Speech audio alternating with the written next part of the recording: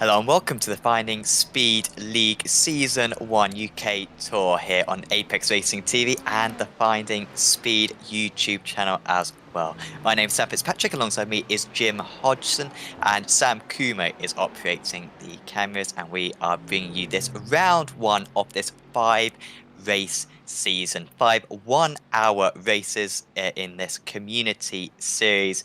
And whoever wins out will have a lot of pride for themselves. So goal beats lots of drivers though. 40 cars on the grid expected for each of these 5 rounds. And 1-hour races to decide each of them, with a pit stop and visiting some of the best circuits in the UK as well. Very happy that you are joining us for this new series, and we're going to be bringing you races in this championship every other week over the next 8 weeks or so, and we are very much looking forward to it. Round 1, Brands Hatch, to find out who the first victor of the season will be.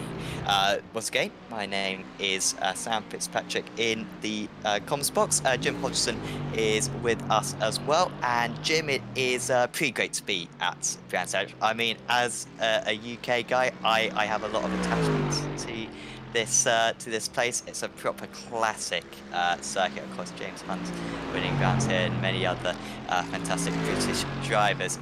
But just from a pure driving standpoint as well, it is a proper challenge, elevation change, mega narrow grass lining the circuit. And it's really nice to be visiting back here once again. Absolutely, positively thrilled. It, as you say, iconic track, those high-speed corners, elevation change that you mentioned, racing through the countryside. What more could you ask for? Definitely. I mean, if you're going to start off a British Championship, this is the place to go. I know Silverstone obviously is the home of British motorsport, but it doesn't quite have the same feeling of the other British circuits. This place has not changed over the last few decades, and will be a great challenge for these drivers in these GT3 cars. And I think in recent times, Jim, I think on simulators generally, when you've got the opportunity to drive, Formula 1 cars from over the years, so we've got the potential to drive, LMP1s and P2s and of course GTEs as well.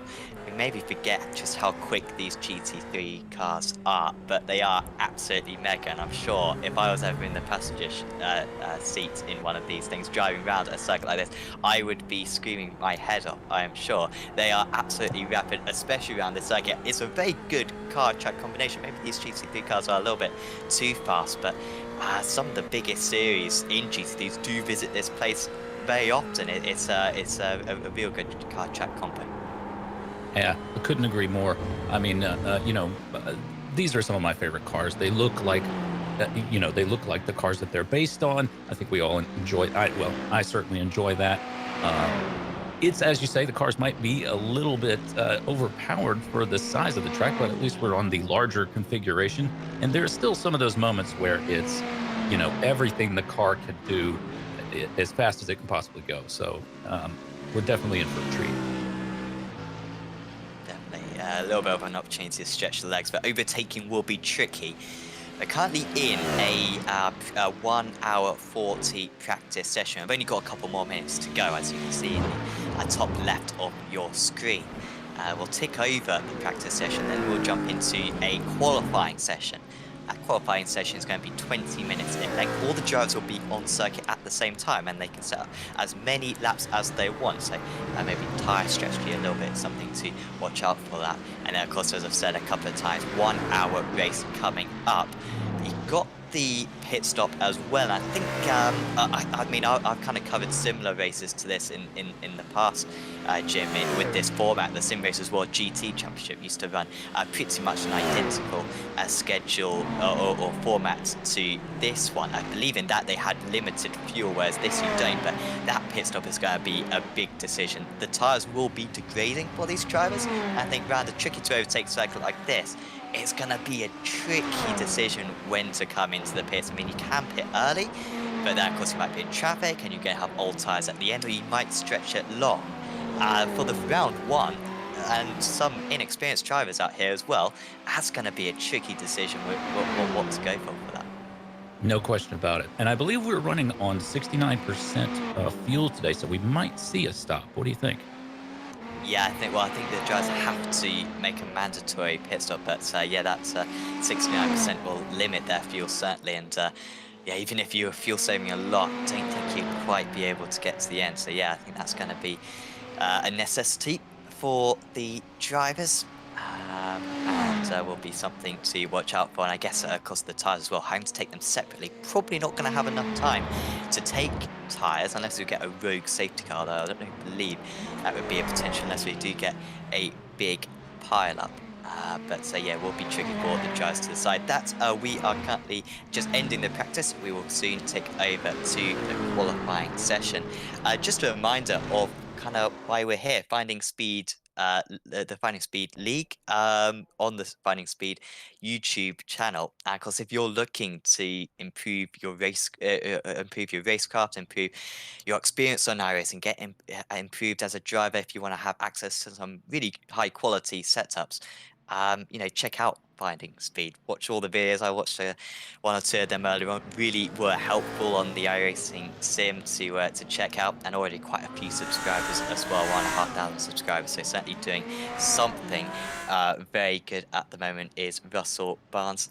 So big thanks to him for setting up this league. And yeah, going to have some awesome racing. Many of the drivers in this are kind of followers of Finding Speed, and we'll all be learning from one another. A lot of them will be running the same setups, and really just an opportunity to improve your racecraft in a relatively relaxed format. Of course, the results will matter to these drivers a lot, but not too much on the line, and these drivers can just build up their racecraft, build up their driving experience, and hopefully we'll have a lot of fun doing it. I mean, of course, Jim, you've organised the Formula Prox series in the past, and I think that's kind of got a similar feel to this. It's kind of very much everyone knows one another, and I think by the end of the 5 weeks, these guys are going to know each other really well. It's quite nice in a league compared to, say, an official series. You can race shoulder to shoulder with the same guys week in, week out. You can have a proper championship against them. I think that's what this series is going to be about. Absolutely. And I think, we're going to see a lot of great midfield battles. It's, as you say, the drivers know each other, so maybe they have a little bit of trust for one another, but also there's not that, let's say, feeling of acrimony if they should have a little bit of an argy-bargy moment. Let's hope. But yeah, I think this is kind of where the fun is, getting together with your buddies and really enjoying something like this. So I think we're in for a great treat today. Yeah, quite a few teams in this, and yeah, having a few laughs with your friends on this will be good fun for all of these drivers. At the moment, I mean, in qualifying, and I hate this. There's some things as commentators, and I've been commentating now for about 3.5 years, and there's a few gripes that you develop, and you launch into a session, into a season, and some things you don't want to see. And one of the things you don't want to see is 2 drivers with the same surname in the session. And the only thing that's worse than that is when they're first and seconds in the session. We've got the Rose brothers, Lewis Rose, who's currently on provisional pole. However, his brother or father or relation, or maybe even another random person with that surname, I imagine it's one of the prior ones. They were both very competitive in practice, and in fact they're the same team as well, so Aaron Rose and Lewis Rose. We have had to add the four-name letter just at the front of everyone's names. They're the only 2 which need that, but that is what they've brought us to, because they look very competitive. I mean, we've got used to Formula 1 where the top 2 drivers are the second clear of the rest of the order. I mean, that is impressive in sim racing when everyone will be running very similar setups. The 2 Roses absolutely flying away with this one at the moment. Really impressive.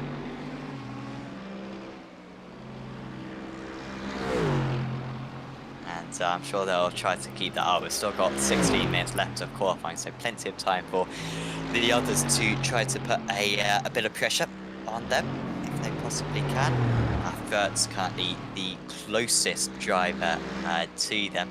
Also got some familiar names for us on Apex Racing 2. We've got Mark Tranter, and then we've also got Dane Baird, who we promise will not be biased towards in betting, but will probably be more negative to them than the others.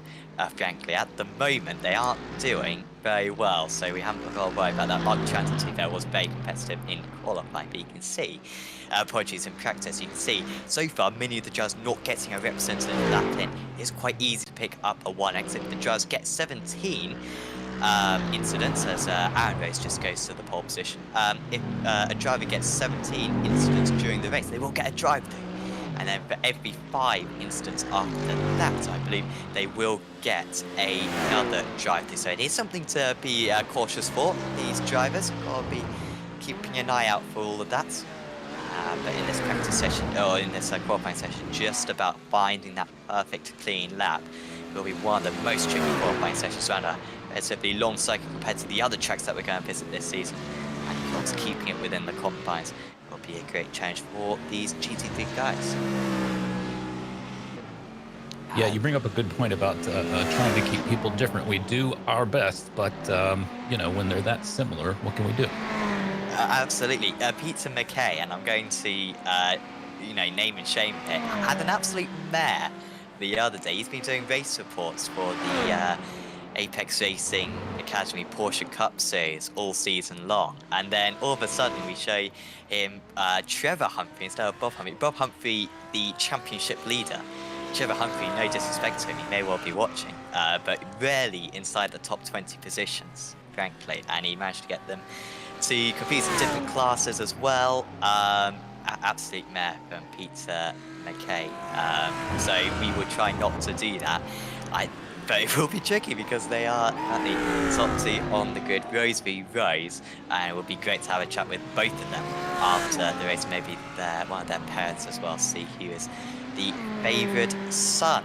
Lancaster just moves up into 2nd place now, puts a little bit of a dent into the Rose defence.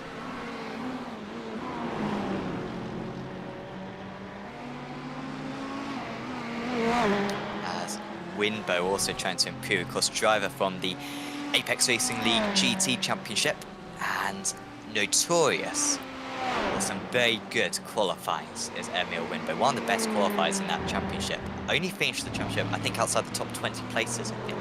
That's for about 50 drivers. But I think he was about 10th in qualifying with our qualifying scores rating. So he is very good in this scenario, setting that one lap. Unfortunately, he is error prone. Is the Finnish driver. Apologies, the Swedish driver, I believe, is Winbo. Yeah, Swedish driver is Winbo. But at the moment, 6th place, always going to be dangerous for him. Mark Tranter just came into the pit at the moment, and he isn't going to approve at the moment. Currently, our friend at Apex Racing TV, Mark Tranter, doing a good job up there in 8th place. He'll just get some new tyres on that car, get a little bit more fuel in, and then go back out onto track, although just escaping away from the track for a moment, maybe just making a few setup changes before he mounts another assault.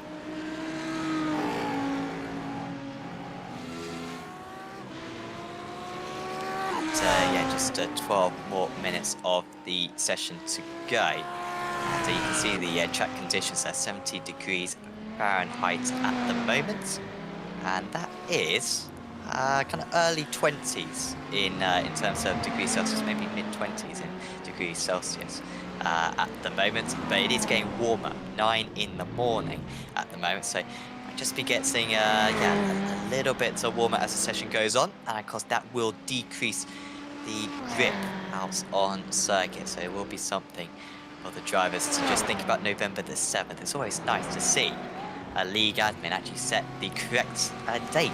Usually it's just 15th of May, but yeah, once again to Russell Barnes, he's running a tight ship out here, and he's pulling out all the bells and whistles. Well done to him for setting it to November the 7th. I'm seeing a lot of drivers have gone for the Ferrari here. Seems to be the most popular car in the field today. I mean, I don't have much experience in the GT3s recently. I broadcasted so many races in the GTEs, and in that, the Ferrari has been absolutely shocking for a number of months. And so it's nice to see the 408 actually out on circuit for once. I mean, have you driven in the GT3s recently, Jim? Have you had anything to do with them in recent times? A little bit, just as a matter of sort of, curiosity and just wanting to drive everything that is drivable. I don't have the amount of experience I'd liked, but my understanding is that maybe the Ferrari is sort of a good midpoint between drivability and performance. I think my understanding is that the Audi is maybe the most forgiving car, but a little bit harder to rotate, and the Ferrari is maybe, as you would expect, maybe a little bit more nimble, a little bit more twitchy, but the speed is maybe worth it. So it'll be interesting to see how the cars stack up with one another. And, of course, the Mercs are out there as well, and the BMWs. We'll just have to leave it to the race to get it all figured out, I think. Yeah, I think so. As far as when time begun, as Stephen Hawking will, I'm sure, testify to this, the BMW is always good around the corners and rubbish down the straights, if I couldn't use a better word. And so, for British circuits, where we're not going to many Grand Prix circuits, we've got, Snetterton on the calendar, we've got, of course, Brands Hatch, Silverstone, Alton Park, and Donington. I guess they are the 5 British tracks. Come on, where is Not Kill everyone? Don't want to start that game. But of course, a lot of kind of tracks where there's a lot of corners, not a lot of straights. So I'm surprised not more drivers have gone for the BMW. It's also quite a loved car. Used a lot over the years, so drivers will be quite used to it. And yet, very few guys using it. And as you say, the Ferrari, the car of choice at the moment. Albeit, 2 Mercedes up on the front row of the grid at the moment, and the Rose brothers, who are like a formidable force, currently occupying 2 of the top 5 places. This is going to be a story of the season, I'm sure. 20-minute qualifying, so there is time for the drivers to set a lap, but it is really tricky to find some space out on circuit in order to set a competitive lap time, and I think that's what some of the drivers are finding at the moment, just struggling to find a clean piece of circuit for them to really set a clean lap, because this is a track where you want clean air rather than a draft from the driver. Yeah, some of those corners on the backside where we are just now is watching this car proceed around is, the track, the corner entry is blind, but you're, at a very, very high speed, and you need a lot of trust in yourself and the grip of the car. Tough to have that if you are a little bit worried about coming around the corner and finding another car directly in front of you. Yeah, that is, and of course in qualifying, there's no point in hesitating, so you may as well just put your foot down, and if you miss them, you miss them. If you don't, then, yeah. But that's you just gotta not hold back with that. Also, I mean, first lap as well, particularly into Druids, isn't it? Got Paddock turn 1, then Druids turn 2, I believe. And you see, more. I may be like the expert with all these British circuits, and you know more than me. And that will be potentially some problem areas. Also, this straight, Mark Tranter gets involved in a little bit of a crash. Mark Tranter, by the way, who works for Mercedes. He works for Mercedes F1 team. He's not running the Mercedes car.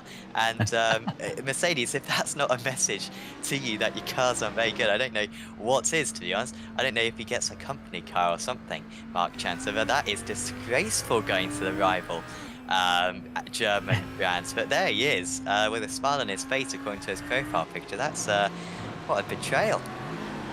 Well, you make a fine point. Now, he's gone for the Audi, so if... Oh, there's a big pile up at Druids there, it looks like.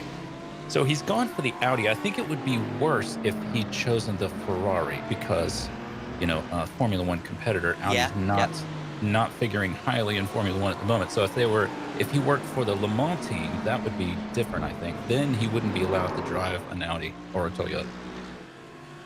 Yeah, good shout. Of course, I'm making all of that up.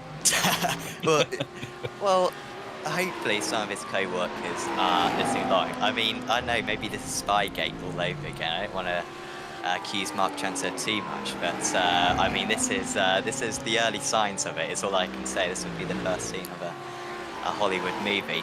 He's down to 15, so he should have gone for the Mercedes because at the moment the Audi isn't serving him too well. A lot of Audis out there, and it's nice to hear that Audi scream really down these straights, because we don't have that many Audis on the sim. We've got the Audi RS3 TCR car, but in terms of kind of GT cars, I believe that GT3 is the only one that we've got. No GTE car, of course, that Audi produced, so it's nice to see them back out on track once again.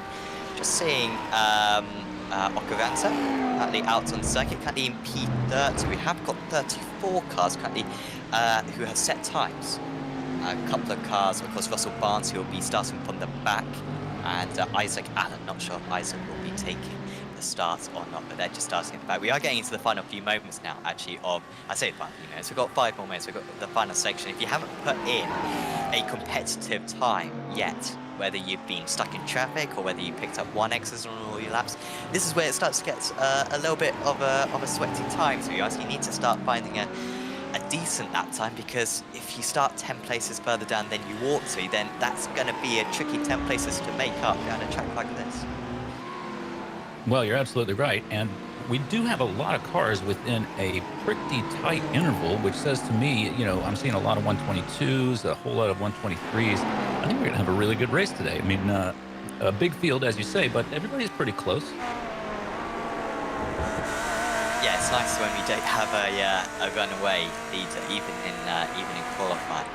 I mean, the last GT3 league I covered was the Sim Race World GT Championship, and Martin Van Liesman was the king of that until this last season when it all went bad. But he was winning almost every race and was clearing qualifying by about half a second. Everyone mega close, however. And of course, when we got these British circuits, very tight twisted circuits, it can go wrong so quickly. So easy to get involved in a crash, and so even if you do have the pace, it will come down to more than that if you are going to become the champion. Jack Knight just set his last lap. He was 2/100ths off his best lap. So Knight, despite being right in the tie of the car ahead, I think that was tactical, it seems. Some flashing of the lights there between the two of them. So Knight has a big spin, and that's going to get in the way of the others in the middle of the track.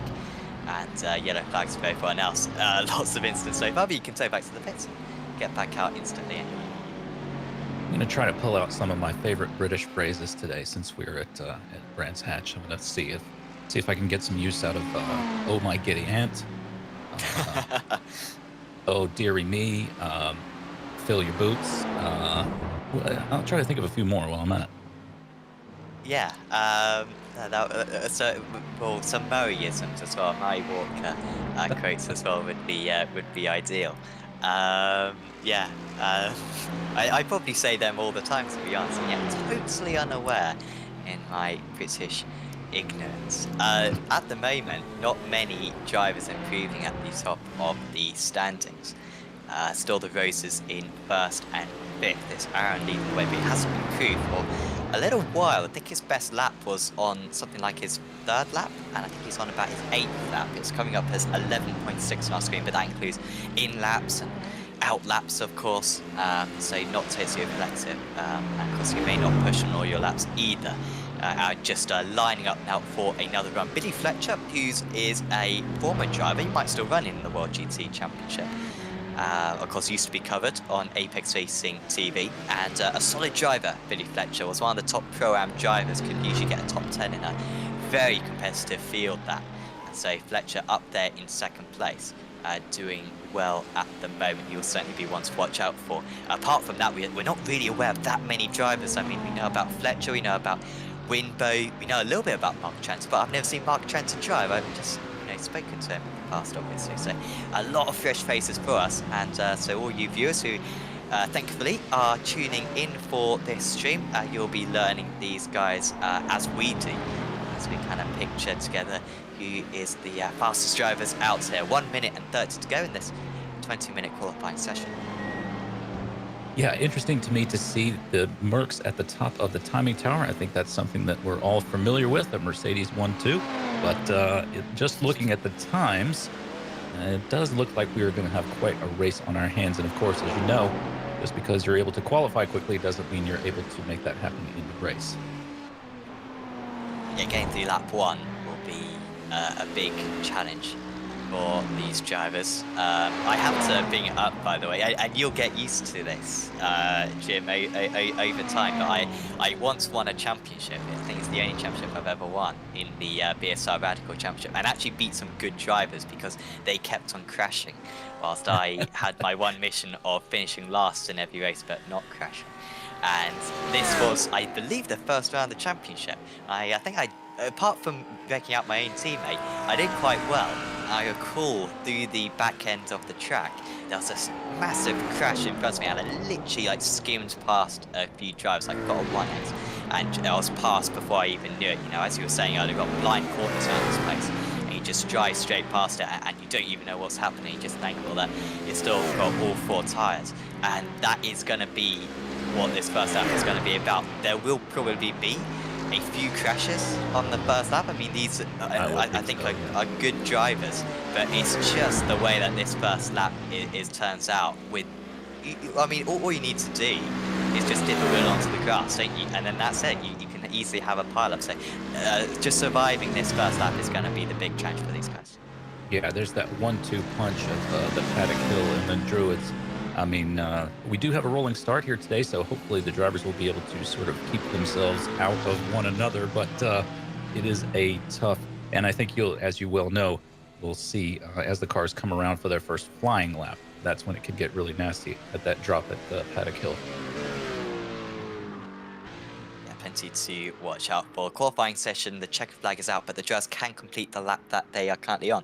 Unfortunately, pretty much no one's on track. We've only got Callum Pratt, who, as you can see, or not see, has just towed back to the pits. A few drivers just rolling into their pit stall as well. And so we will soon get to your race, 1 hour in length. And hopefully you're excited as we are, because, you know, we cover a lot of series on Apex Racing TV, but it's usually, you know, the same series over and over again.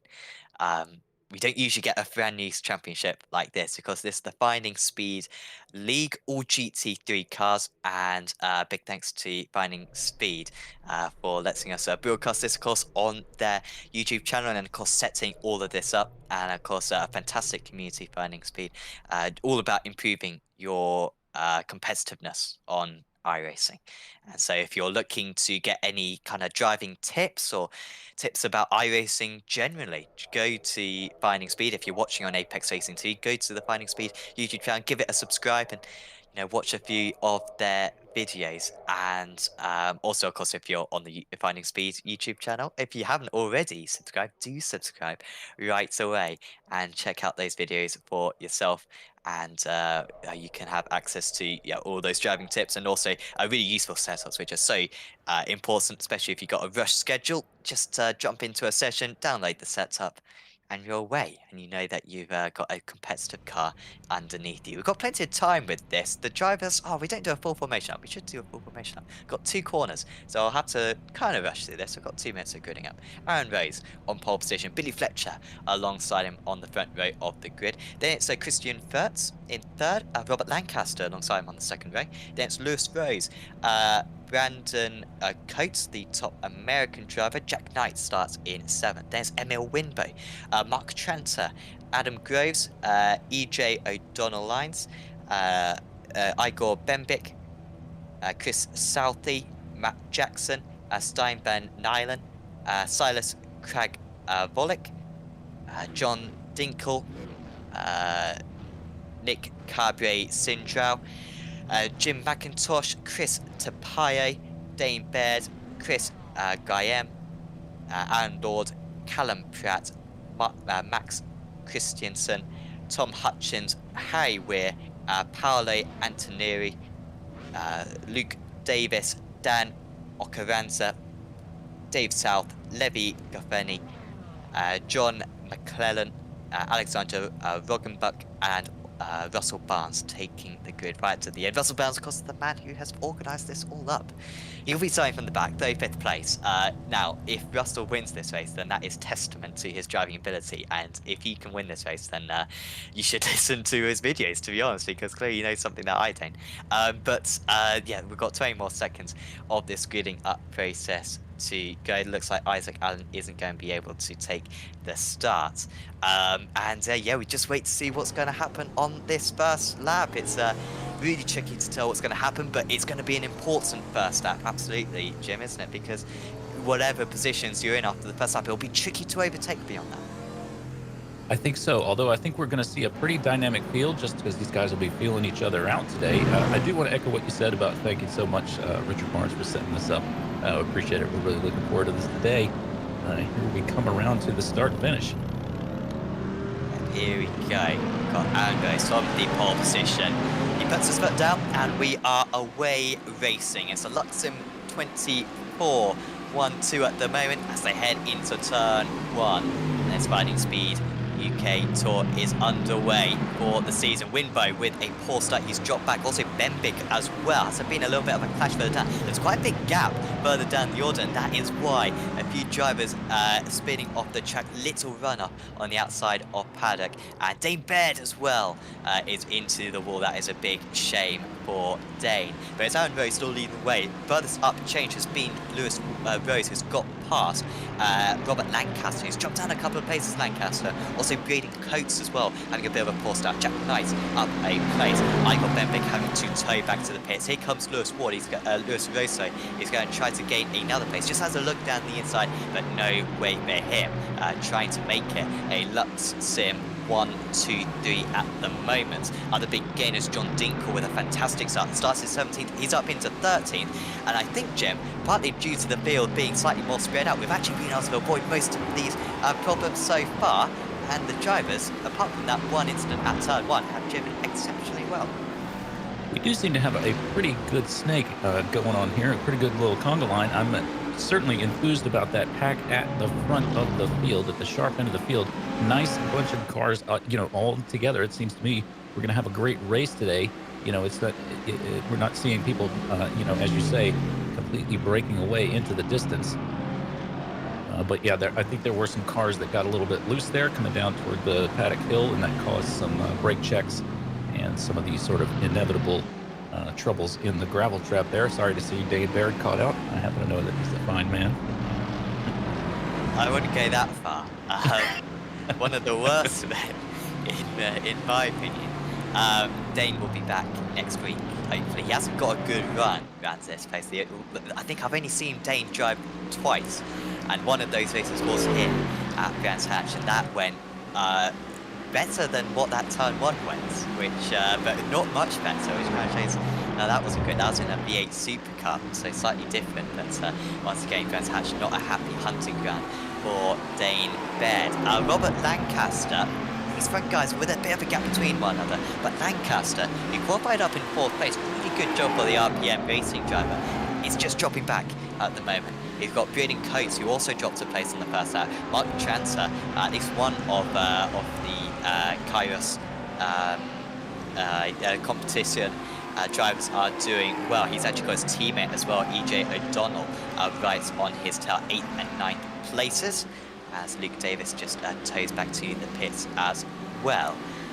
But even if you're a little bit faster, just at the moment, few moves up in these top positions. Yeah, really interesting to me to look at the timing tower and see all those Audis together. So Merc, Ferrari, Merc, Ferrari, and then 4 Audis together, almost as if we're already seeing, the differences in the cars play out. Of course, time will tell over the course of the race. Plenty of racing left to do, but interesting to see them in a knot there. Oh, we got Jackson off. And Matthew Jackson going to have to rejoin the circuit now, and losing a lot of time, just trying to back up, trying to get a slightly better angle onto the track. Has he got back on safely? I think he may have had to, I think another driver may have had to brake there just to avoid him, but he has got past. Russell Barnes now. Russell Barnes up 11 places, and the race win is on all of a sudden. You thought that it was over, but Russell Barnes, he started in 35th place. He's up into 24th, which is the most places gained of any driver so far. He's got Antonori now right in front of him, but Barnes doing a good job. I did look at his iRacing, Russell, and I think he's about 2.7k, which is nice and solid, although he has done a lot of racing recently and is improving, so he'll be one of the most competitive drivers out here. And you can see Rose there, only with 2.8. I'm surprised Ledger's only got 3.2. I thought he was a little bit higher. So, you know, Barnes actually with one of the highest iRacings out here, and we'll have a bit of fun just picking these drivers off one by one. Well, he did say he wanted to handicap himself so that he didn't, at the end of the series, hand himself a trophy. So he's he's not doing this for his own laud and magnification. He's setting up, you know, something everybody can enjoy. I can respect that. But yeah, to be able to glean already, you know, here we are on lap 4, and to see him, you know, 11 places up, that really speaks to the strategy of just staying on the track, doesn't it? Yep, and just as you say that, that was like the opposite of a commentator's curse. That's a good sign. That he manages to gain a place. By the way, we also had Lewis Rose just getting past Christian first, so it's now a Luxim 24 1 2 3. Knocking out the podium, certainly establishing themselves as the team to be. I wonder if you can get a replay of that change for third position. Just probably 30 seconds ago or so. But yeah, Lewis Ward moving up into third place. Lewis Rose, apologies. We've got a Lewis Ward in another championship. And I think I'm getting confused between the two of them. It's Lewis Rose, who after just slipping down in qualifying was really impressive in practice. I think was first or second in practice. And was up there as well in the standings in the starts of qualifying. He just started dropping down, and this is how he got it done. A little bit of contact maybe, although that may have been netcode, but I think fully legitimate there from Lewis Rose. And just picking up on a slight mistake from Christian Wirtz, and we have got a Luxim 24 1 2 3. But certainly Billy Fletcher keeping the leader on it at the moment. Those two, the only drivers in the 122s at the moment, which isn't far off what they were doing in qualifying. No, you're right. It's yeah, we are going just a little bit slower. As you say, we did have quite a few drivers in the 122s for qualifying, a little bit slower here on the track. But I think as it rubbers in and as the race goes on, especially as these leaders have laps with clean air, we'll probably start to see that time come down. Especially since they seem to be working together a little bit here. The number 1 car towing the number 2 car through the air, so they've got a little bit of a gap. They've got to, well, hopefully as we've got that side by side further down, so very close. Lord, Tapio off the track.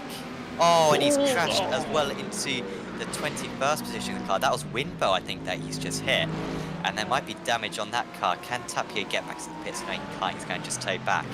Also, I think we just had Trent. No, Trent's staying in 8th post, sorry. Yeah, that was all very chaotic. Also, those 5 cars tripping over one another and just dipping a wheel onto the grass again. It is so slippery with this new tyre model, which is used on iRacing for a few months now. And if you dip a wheel onto the grass, it was tricky in the first place, but now it's even more tricky. It's so easy to over-rotate the car. And that's just what we saw there. And I think it was Winbo. He got caught up unluckily there. Yeah, that will happen. I mean, you know, you called it. You said, I believe, at the beginning of the broadcast that you do not want to dip a wheel here. Not a very wide track by modern standards. Of course, glorious, beautiful, iconic, but, you know, compared to a track like Silverstone or Circuit of the Americas, you know, these tracks are unbelievably wide with all the runoff you could ever want. So you dip a wheel in this grass, and that's what you'll have. Yeah, and it's nice to just have a variation. I think that's the important thing with all these championships. And of course, it will be nice to visit Silverstone to stretch these cars' legs. Ooh, was the 14 position car. That's Dinkel just moving ahead of Craig Rollick there. It could very easily have gone worse. Yeah, that was nearly a quarter panel, wasn't it? Yeah.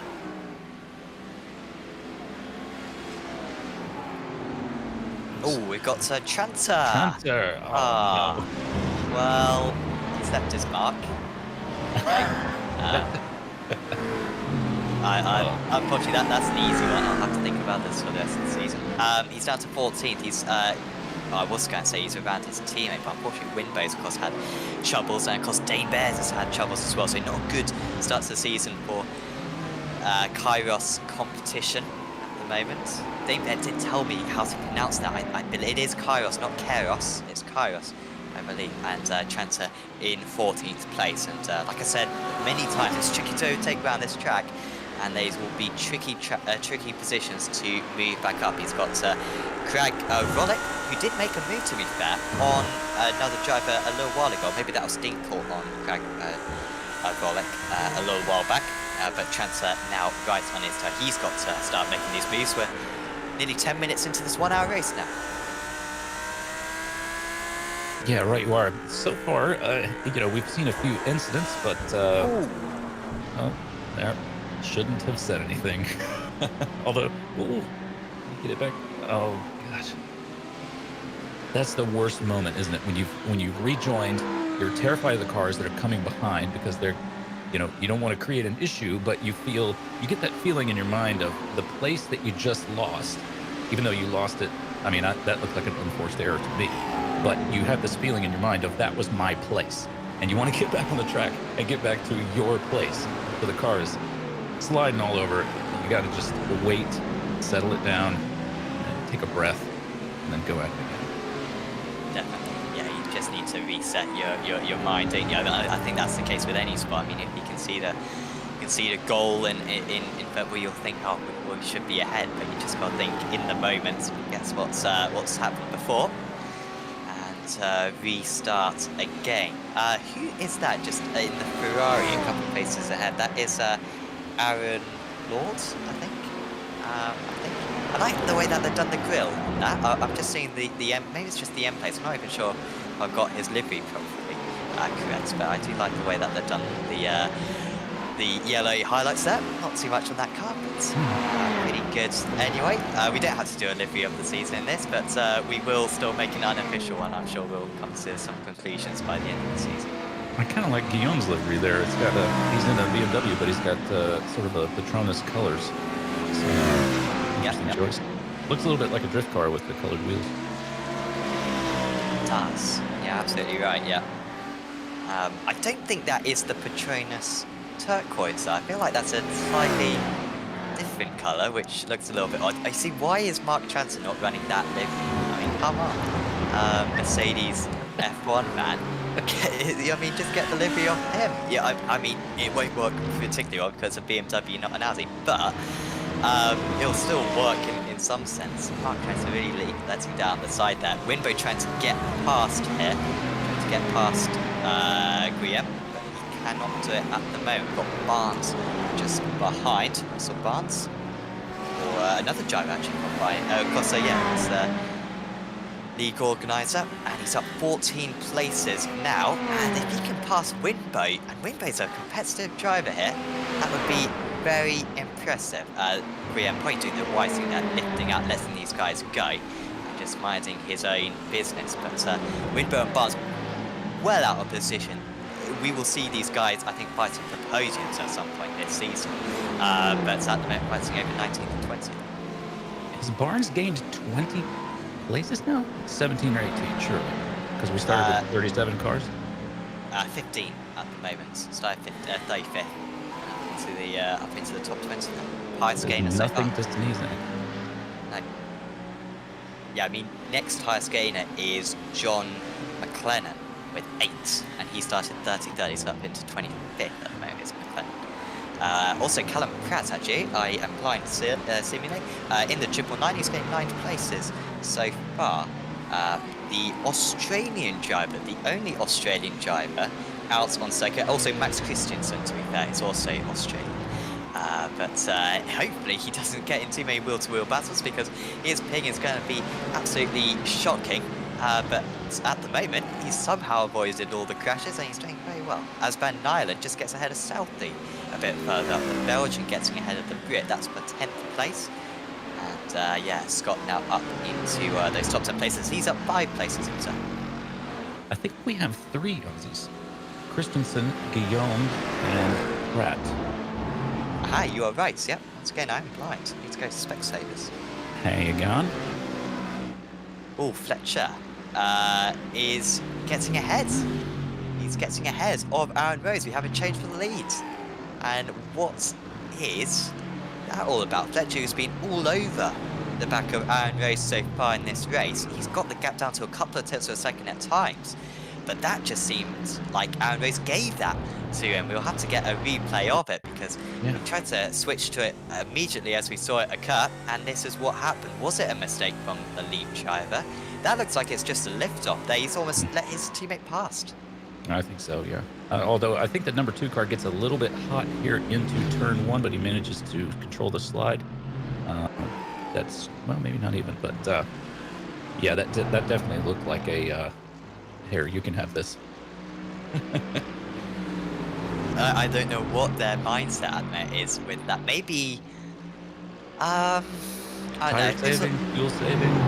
Yeah, maybe fuel saving, but if this was Monza, you could understand that. But, you know, it's Brands Hatch. You're not going to save a whole lot of fuel in the draft. You'd think that you could break the draft as well.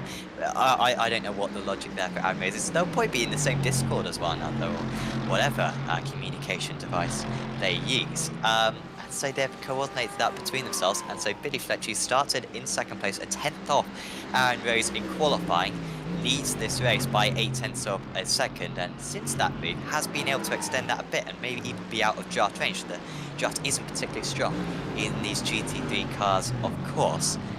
So Billy Fletcher all of a sudden looking very strong for this race, but we've still got 3/4 of it left to go, and a pit stop, of course, as well for the drivers to take. Yeah, you would think that, well, yeah, I'm just sitting here trying to sort of game it out of my head. As you say, though, there is no way to know, but that definitely was a, you know, definitely just letting it breathe and letting the other car go by. And it's exactly as you say, Fletcher now building up his gap. Looks like he's going to, well, he's getting on for a second gap on Rose there. Yeah, driving really well is Billy Fletcher, of course, experienced in these types of races, used to the World GT Championship, like I said earlier on, 20-minute sprint races there. This is quite a bit different, but still driving just as well. Is Fletcher off the track?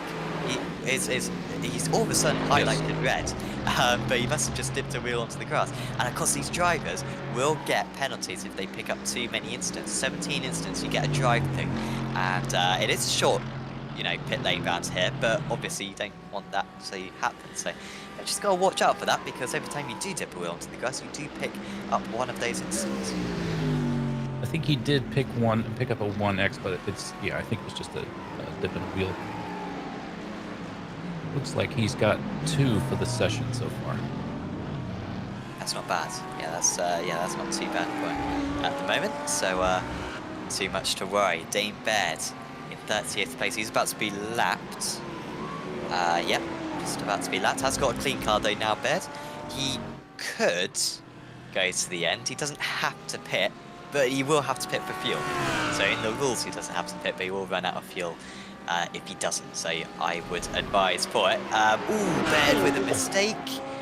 Oh, that was close, just dipping a wheel onto the grass. He's clearly got stage fright, Dane Baird out there, because whenever we've cut to him, it's been going terribly wrong for him, and that was nearly very bad for him. He is being caught hand over fist, and he will have to let these drivers pass soon. Of course, this isn't, you know, Formula 1. You don't have to, you know, lift off and let the other driver pass, but seeing that Dane is well out of position, I imagine he won't put up much of a fight.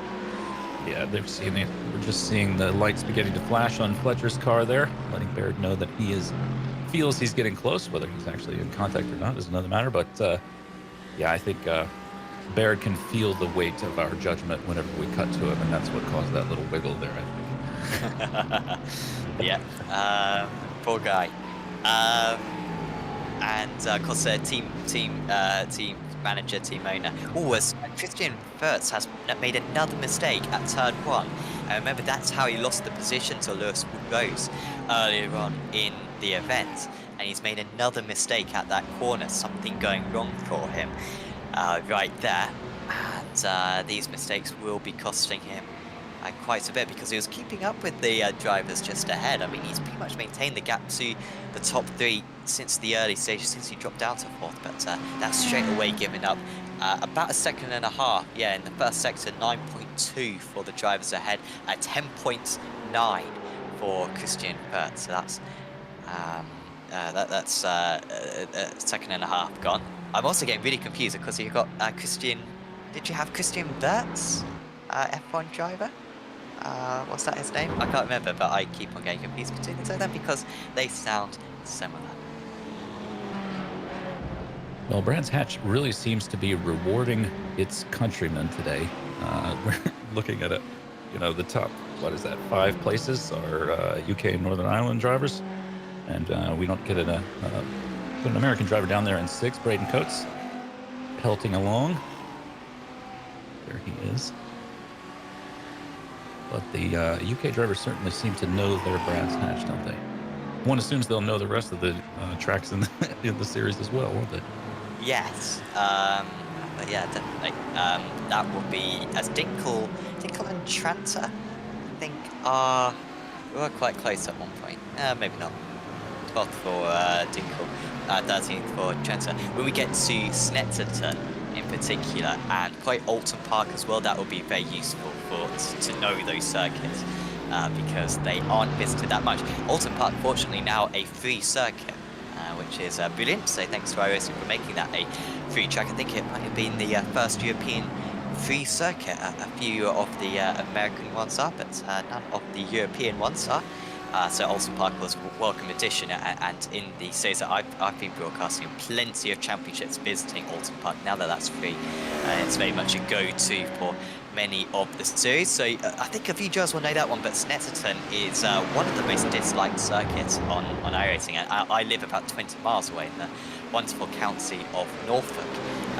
And it's Snetterton deep in, of course, beloved in my heart, but very much unpopular in iRacing, and I think the series tend to visit it as little as possible, as if Kairos competition was having a bad enough day. They've just had another day. It's gone south for Southie. Terrible. So Chris is in the wall, and he has made another mistake. A few drivers making mistakes here, usually just running wide rather than spinning into the wall. And that was a bit unusual. I thought he was going to dip a wheel onto the grass there, but no, just over-rotating it, coming out the exit. Yeah, just a little bit early on the gas. A lot of camber there in that corner, so you'd think that you'd have a lot of grip. But, in cars that have this much horsepower, you can definitely rotate the car when you least want to. And then when you do want it to, you're understeering all over the place. Yeah. Yeah, finding that setup round two is very tricky. And that's why you should sign up. Or not sign up. I'm getting used to sign-ups. But no, you just watch. You don't need to sign up to anything. You don't need to, pay anything. Just go to Finding Speed's YouTube channel, findingspeed.com, to get a good setup. That's an alright segue, and you can be nice and competitive and not have the issues that some of these drivers are having, although many of them will be using those setups.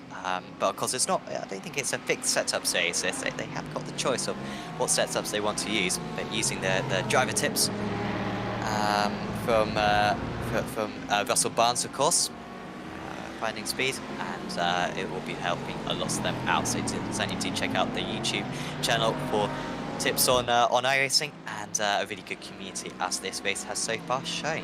Antonori, he's missing his bonnet. That's a fundamental part of the car. We've also got Guillem as well off the track. The Australian doing rather poorly at the moment. He's not turning back at the moment. I think he's back on track, but at the loss of many positions. There he is, 22nd. I think he was just losing places. Winbo also into the pits, and that, I believe, is our first scheduled pit stop. Winbo, who may well have damage as he has to reverse back into his grid slot. He comes into the pits. He'll go to the end of the race. Jim McIntosh now with a mistake for RPM Racing. He's down into 17th place. Not sure what's happened there, Graham Hillbent. Well, it looks like we had a pretty good battle there going on between McLennan, Antonori, and Acaranza. So that's Scotland, Italy, and Argentina duking it out on track there. Antonori is doing everything he can to get around the Scotsman here. Has not been able to do it. Cars are both pretty well beat up. We are riding on board here with Antonori, whose car is the one that's missing its bonnet. So you can't see it, but you can see he's just all over the back of the car ahead here. He's going to attempt another pass, not able to make it happen. And there's Acaranza there. Just, oh no. Antonori lost caused another accident. Yeah. That was a good save from Winbo there. Swedish driver really sliding it out there, really driving, but yeah, just and who's that slow on the inside? That's Joffeni or Penny, just slow in 33rd place being lapped. But shame for Antonoi then, if he already lost upon it, so I don't think it's even done any damage to his car because it was already damaged. Get to the pits, mate. I believe they get a fast repair, and so get to the pits and oh yeah, no limit. They can take as many fast repairs as possible. So Antonoi, get to the pits, get fueled up, and go to the end of the race. Oh, we got a car in the middle of the track. Oh, It's Braden Coates. And we've had another crash from Lancaster. And he's in the middle of the circuit now as Coates. And the other drivers don't know which way to go. And he's right on the... hit. Oh. Yeah, Dinkle? Did Dinkle hit him? I think he did because Chance's now past Dinkle. So what has happened here? So Coates has done it by himself. And I think it was Lancaster who was right behind him. So there's Coates. Oh, that's so unlucky. Gets on the brakes.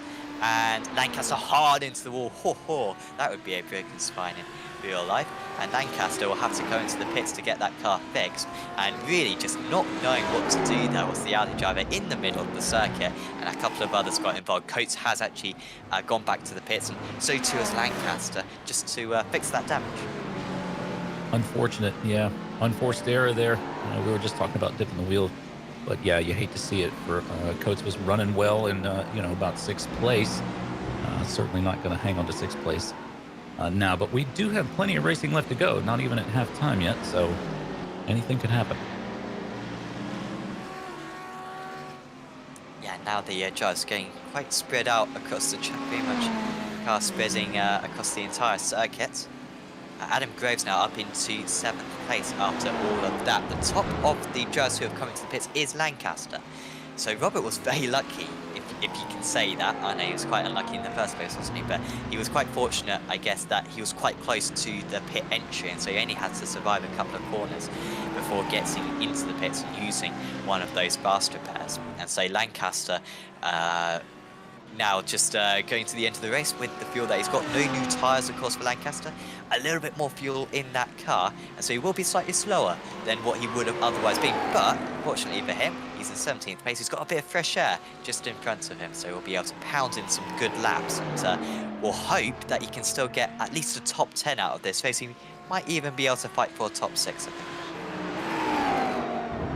Just watching the notifications for passes on track. And there's a flurry of activity out there. The timing screen is just, appears to me at least, to be just going crazy. Looks like we have a pretty good battle with, that might be... Roggenbuck there, just for 29th. I think that he just got overtaken by Chris Tapio right there. Scandinavia. Apologies, not from... Well, he's from Scandinavia, yeah, but obviously you can see the flag there. What flag is that? That's not the Danish flag. That is Norway. It's I don't think the I don't think the Norway has that much detail. I think that's some other. I'll look it up. Yes. See, these are the big questions for these races. Who's winning the race? Who cares? McLennan into the pits, and he's out to the pits now, so he gets his pit stop done. Who's just doing the pits? Anyway, he's getting some service done at the moment. Adam Greaves, of course, up in that 7th place. Billy Fletcher just pulling away again. So Aaron Rose got really close. I wonder if he could bring up the lap time comparison table or graphic. Because I swear Rose was really close on the back of him just a moment ago. Yeah, he lost a couple of, lost a few tenths, didn't he? In lap 18 and lap 19. It's, yeah, was getting quite close, but just losing out in recent laps was Aaron Rose. It gets back up to 2.5 seconds now. And it's just expanded as well on this time round. So Fletcher doing enough after that weird change around they had earlier on in the race. Fletcher has been able to pull out the gap since then. And it's looking good to take this first race win of the season as we are nearly at the 30-minute mark. I do think that is Norway's flag. I think it just looks a little bit weird because of the way that the pixels are. So Okie doke. Cool. Fletcher into the pits. That's a bit early, isn't it? You'd think he'd want to go further than that. yeah, interesting. Oh, just Apparently, all of Scandinavia. it's just the Scandinavian flag. Okay, I didn't know we had that. I didn't know Scandinavia had that, to be honest, but there you go. I didn't specify his precise country, so we put Scandinavia. Tranter into the pits as well, but yeah, that I know about you, but that seems a little bit early to come into the pits halfway stage. I'd want to start with as much fuel as possible, so I have to put in as little fuel at my pit stop. Yeah, some interesting choices being made. I'm sure they know what they're doing. They're certainly not having any problem running at the sharp end of the field. Are Fletcher and the two Roses. So I'm sure they have their reasons, but it does seem a bit early. But well, we'll see how it all plays out. B. Fletcher has come out in some clean air. He's ahead of Aaron Lord, but only just. Where's Tranter in this? He is ahead of Sinju, and he's ahead of South at the moment. Ooh, who's that? Lancaster, who spun again. So Lancaster, he was actually doing... that's a big mistake there from Robert Lancaster, actually, because he, of course, had that crash earlier on, but it hadn't lost him that much because he'd been able to get his pit stop done quite quick, and it was looking like a top 10 for him. He's just lost 10 seconds with that spin at Paddock Bend. And that is a huge mistake there from Lancaster behind some pretty good drivers and many drivers who are yet to take their pit stops. So will be tricky for that. Norwegian, he is Norwegian after all of that. After all of that. Tapio is Norwegian. Well, thank goodness we have learned that now. And we can move on with the rest of the broadcast. Was that Lancaster's outlap? Because he just had damage and pitted to fix it, I think. So did he spin on his outlap? I think that was about 3 laps ago when he came. I think he pitted straight away when he picked up the damage because it was crumpled, that car. Yeah. And that spin lost him the worst amount of time. I mean, a spin is bad any time. If it lost him 5 seconds, he would be ahead of these 4 cars right in front of him. Admittedly, one of them is a back mark. But instead, he's behind a bunch of them and got lots of work to do. Some drivers coming into the pits. We have had so far 1, 2, 3, 4, 5, 6, 7, 8, 9, 11 drivers in the pits so far in this race. Ooh, Lancaster, he's all over the place now. What's going on with him? Looks like we might have had a big crash with McLennan and Alcaranza somewhere else on track. Just seeing those notifications goes by, and I also just saw that Lewis Rose had something happen. That's currently running in P2. Must not have been that bad if he's still in P2. Yeah, looking at his sector time, saying his last lap time wasn't too bad for him, but yeah, maybe something happening. 1.6 actually between the two rows, so yeah, didn't lose too much time. Maybe just dipping well onto the grass, as that is McLennan. Getting into the rear of Alcaranza there. Yeah. Not sure if that was netcode. That was very small. Yeah, well, apparently, according to Sam Humo, it was netcode. Very small contact between the two of them. McLennan not waiting behind. No live stewards in this championship. However, the drivers will be given penalties post-race, and they will be given a penalty that they'll have to serve at the next round. So they might get like a drive-through penalty or a stop-go penalty that they'll have to serve at the beginning of the next round. So any bad driver you see out there, that will be punished, but just not within the race. Ooh, that's a move, isn't it, from the Audi driver? Absolutely going down the inside. That was, yeah, Lancaster on Sinju. That was, well, you can see how he's frustrated because that was a long way back that over. Seems to be driving a little bit angry. Here he is trying another sort of overtake on the inside. That is on Tranter. It is tough when you have what you feel like is an unjust sort of run of luck. You get a little hot under the collar, a little angry behind the wheel. He's going to try another pass. Looks to the outside, looks to the inside. Now he's on the grass, of course. and loses the place. Unfortunate. I was just about to say it's. I don't want to put any kind of bad juju on the man, but when you drive angry, there is the chance that you make a mistake at a corner and somebody jumps on that opportunity. We just saw Sindru do exactly that. Yeah, overdriving there was Robert Lancaster, wasn't he? You could see through the right-hander the front tyres were having none of it. And he's constantly sliding the rear tyres as well.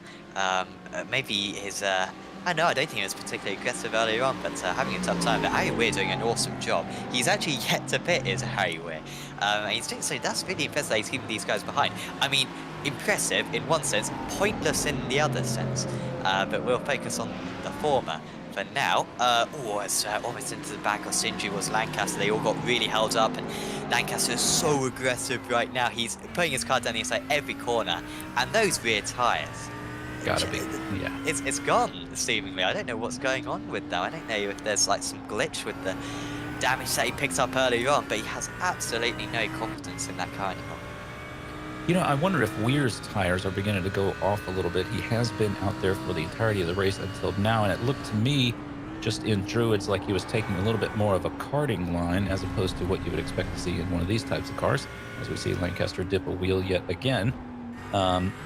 Just wondering if his tires are going off and it's causing him to take a slightly wider line than he would otherwise like to do. Yeah, I wonder. As Lancaster's round, and that was only a matter of time. I mean, I feel bad for. It's like a documentary, isn't it, of Lancaster? What a terrible 20 minutes it's been for him. So he almost reverses back in. He is going to reverse back in. The Mercedes not sure where to go. Lancaster takes back to the pits, and the driver who was running up in the top 8, because high is 6th or 7th place at one point. Apart from that now, going to be pointless for this round 1. Only top 20 get points, as we see him move for Tranter. This is big on Weir, who's holding him up quite a bit. Tranter is finally passed. He puts the car between him and Sindri. Tranter looking good now for a top 10 place. Because most of the drivers in front of him haven't pitted yet. He's actually 4th place out of the drivers who have pitted.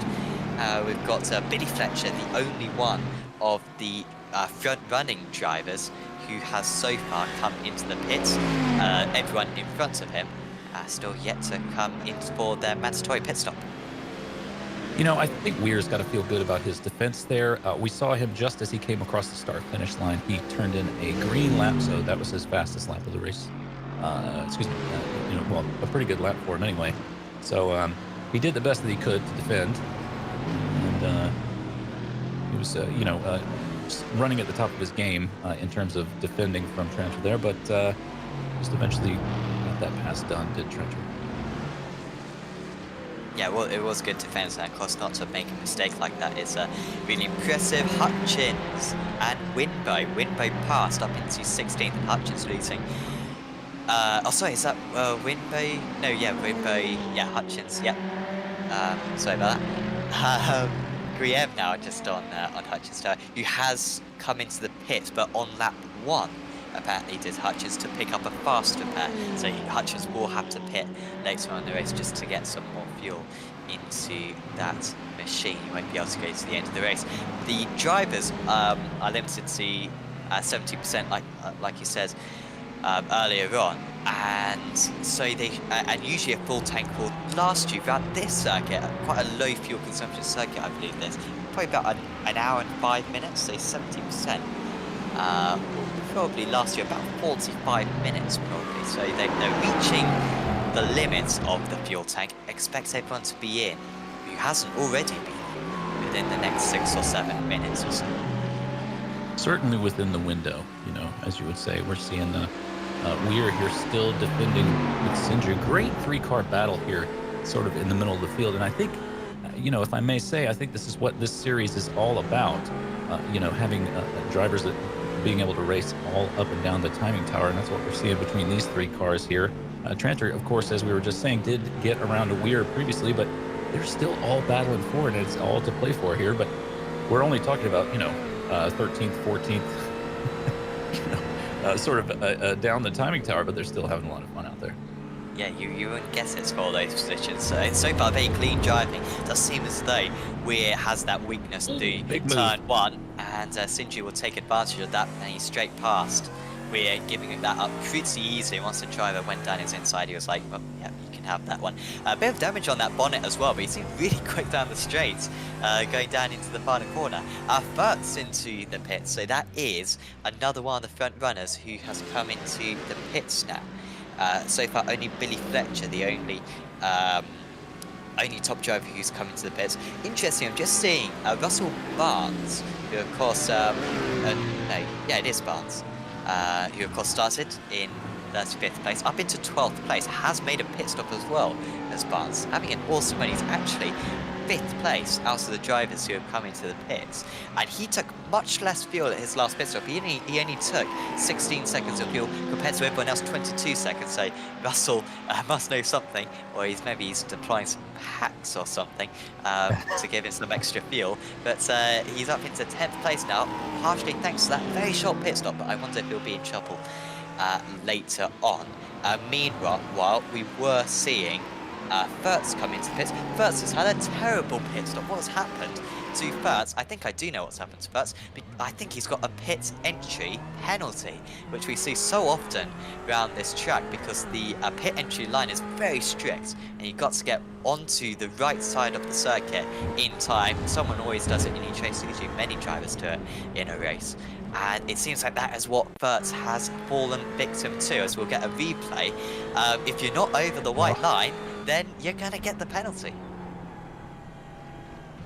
We just saw a puff of smoke in the distance there. I believe your detective work might be right on. Yeah, just a little bit too late to get across, and Furtz with a penalty. That's a massive penalty as well. So he was stationed for 57 seconds. He lost about half a minute waiting for that, waiting for that to fix itself.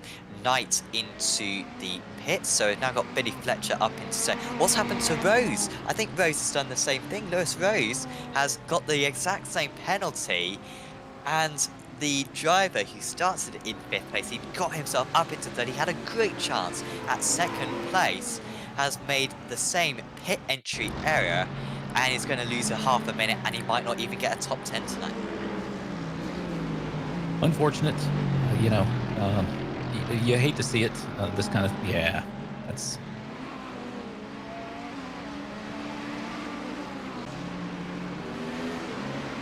So, a quick question now, is Aaron Rose, has he done it correctly?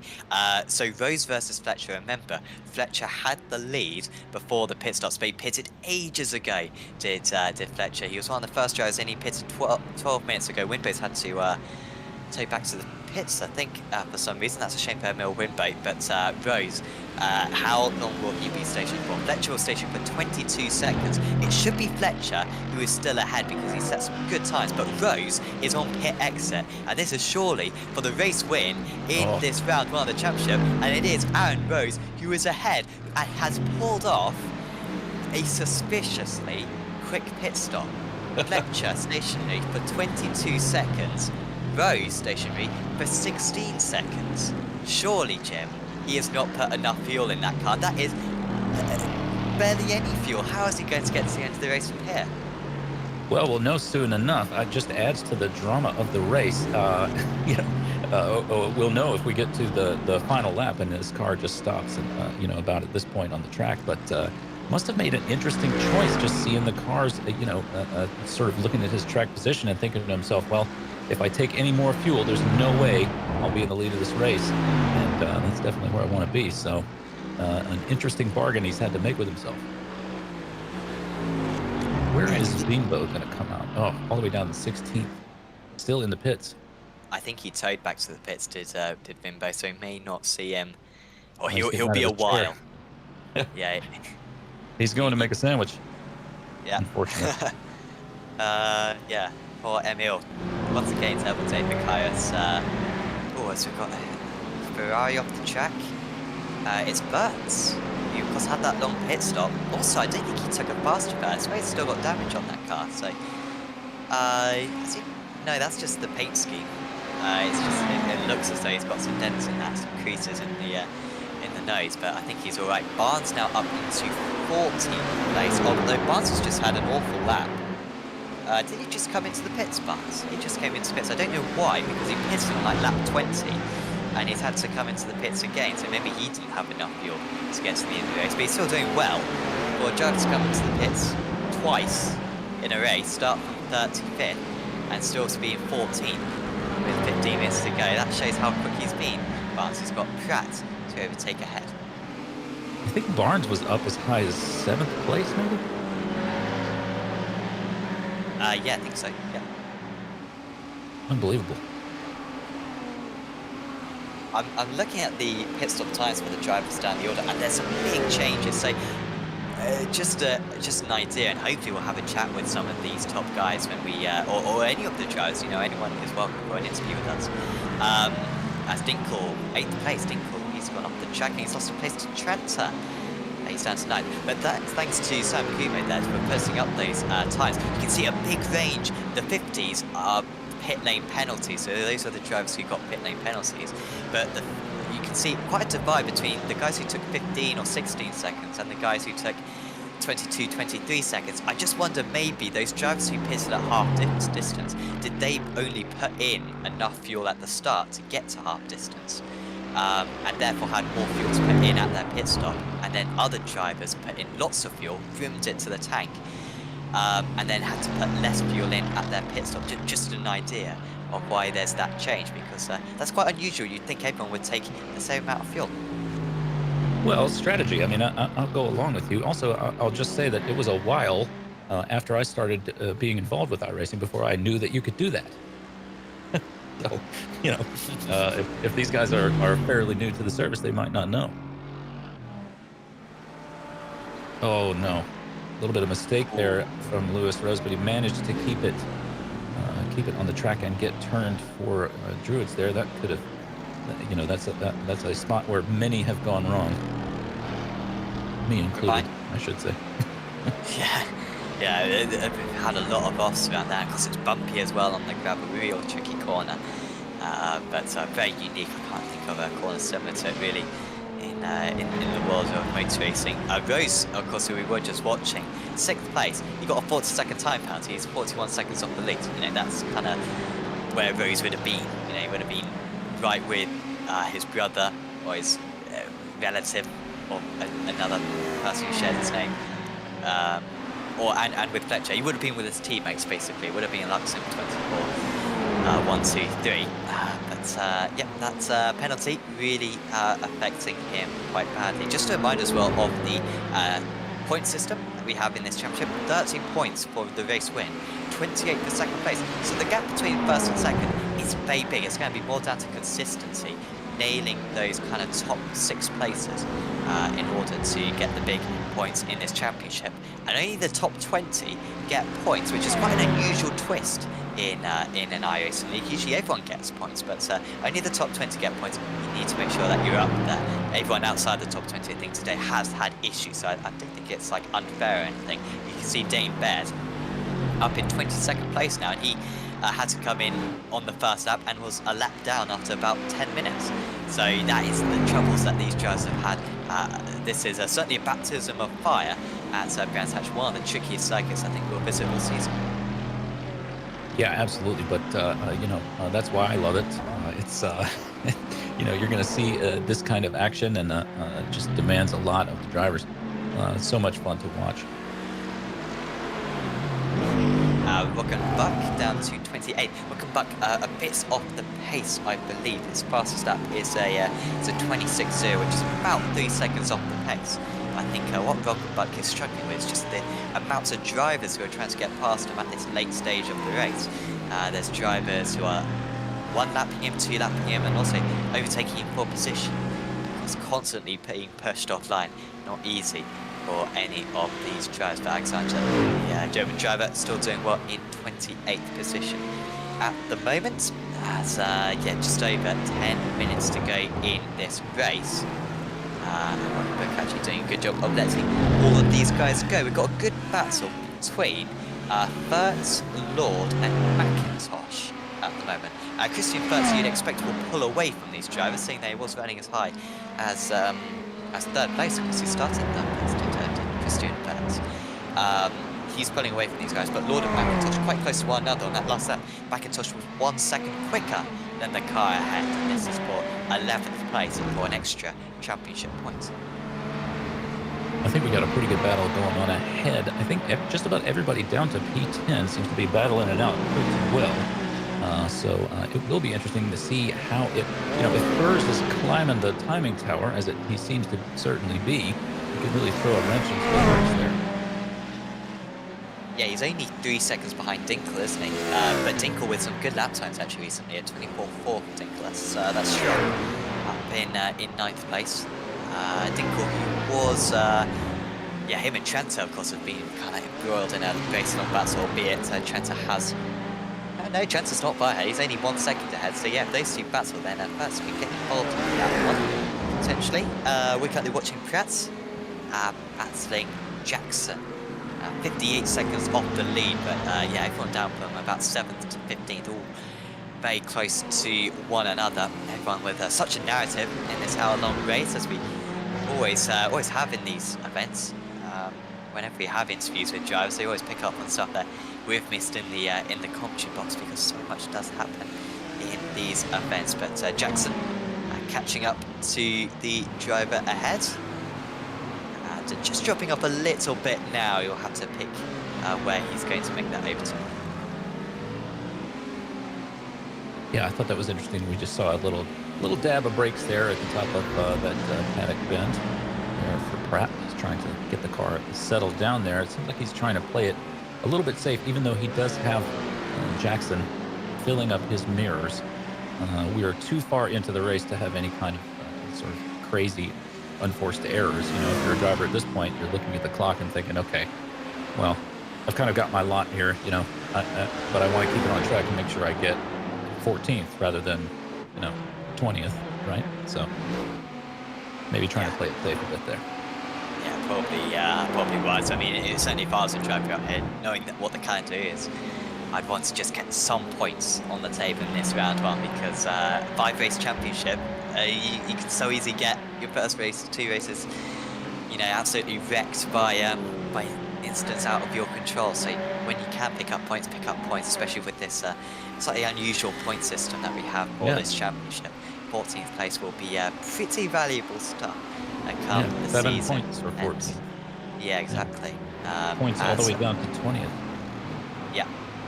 Always McIntosh and Lord bouncing one another. McIntosh gets his car on the inside. Nice move. Lord tries to squeeze him on the inside, but really nothing you can do once the other car's alongside there.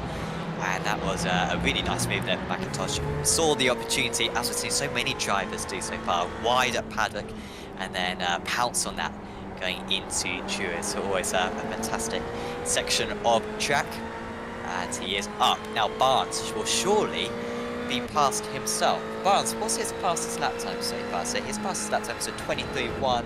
That's about 3/10 slower than Aaron Rose and Billy Fletcher. But he's actually got the 3rd fastest time out on track. That's how fast Russell Barnes is.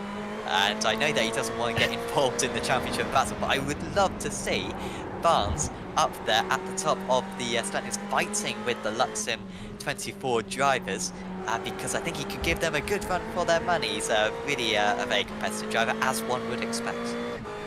Yeah, absolutely. I've been watching his sort of video there that you're seeing on the lower left of your screen there throughout the race, and he seemed to be kind of taking it easy and just putting in his laps. But now we're getting toward the end of the race, and he's got some people to battle with there. We're seeing the rear of Lord's car. He seems to be getting a little bit more involved, doesn't he?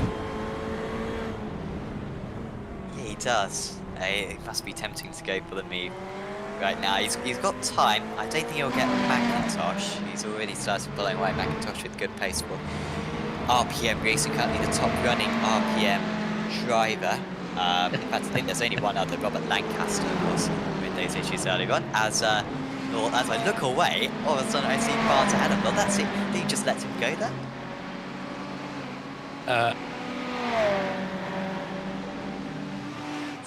Just drafting straight past. Barnes up into 12th position now, and that was all quite easy. So maybe he could go after McIntosh. McIntosh's last time was a 24.0. I think that was in clean air.